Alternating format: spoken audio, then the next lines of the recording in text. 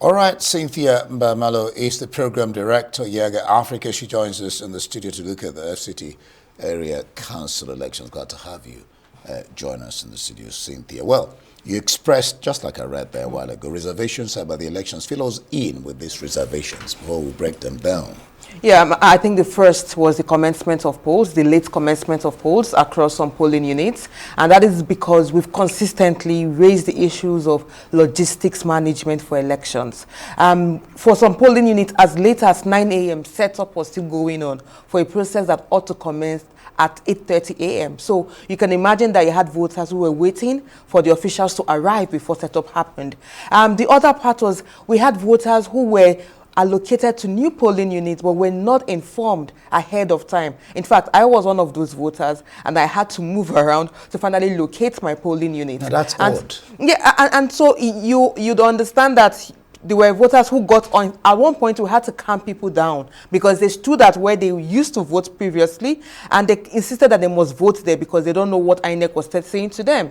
Now, I understand that INEC sent messages to some voters, but some messages arrived today. I, for one, I received my message of reallocation at 11:58 a.m. today, which is hours after voting had commenced. And so that was a major challenge that and we it had would disenfranchise. Yes, because we had people, at least where I went to observe, some voters were just frustrated. They didn't have the patience to keep moving around looking for their new polling units, and then they went home and never got to vote. And we do believe that when it comes to elections, there's been a consistent call on INEC that we've had this new polling unit created for as far back as before the last general elections.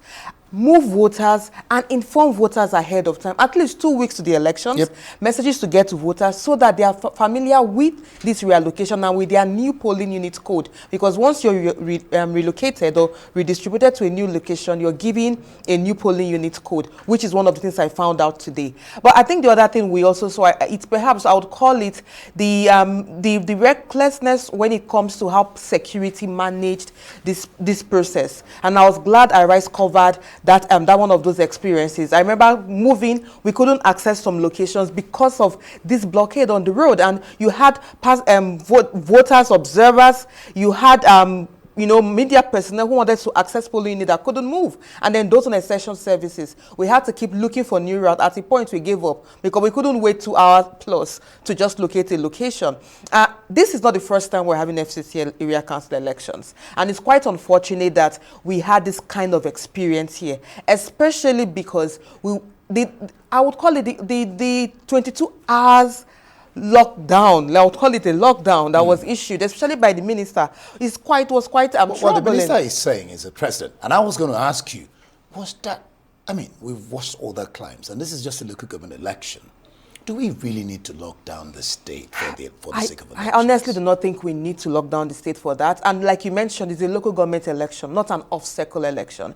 And so there are expectations that there are individuals that still need to move around, and security management of that is key and important. And so for moving towards a coalition, because now we're moving to coalition, one of our major call is to security personnel to ensure that media and observers and party agents all have access to the coalition process, but for the electoral officials to ensure that there is transparency in the coalition process. We're monitoring the IREV, that's the INEC result viewing portal. As at 8 p.m., I was looking at the chairmanship results for AMAC. About 76% of the results were uploaded already. But if you look at Abaji Kwali, we still have less than 50% uploaded. So we're calling to ensure that results are uploaded on the portal at least before midnight, and that they conclude the coalition process transparently. Before I let you go, I mean, this is recurring, the question of voter apathy.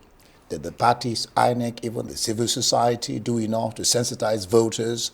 How do we get Nigerians to really take part in this all-important civic responsibility? I think the first thing is to ensure that Nigerians the Electoral Commission rebuilt the citizens' trust in the process. Our data has shown from our last voting intention survey that voters would trust the system when logistics issues are properly addressed, and that where they believe that INEC would actually work in favor of Nigerians. That's the first. The second is quality of candidates. For a lot of Nigerians, one of the reasons they stay away from the polls is because they do not see candidates that they connect with, that inspire confidence. You just have recklessness of the political class who do not take this, the business of representation very important. And so when citizens do not feel the quality of leadership, there is no incentive to participate. So I do believe that the quality of candidates is very important to inspire confidence in voters, but a lot of voter education and mobilization. Because at the end of the day, votes will be, or elections will be declared regardless of the number of those who turn out to vote. So we have to still call out on Nigerians, regardless of the frustration, regardless of the loss of faith, we have to still come out on our numbers, because that is the only way to change the game. Numbers matters when it comes to elections. You're saying the truth. So the question of trust, the fact that Nigerians have to, no matter the difficulties, go out there and perform the civic responsibility. Cynthia Mbamalu, Program Director, Yiaga Africa, thank you for joining us on News.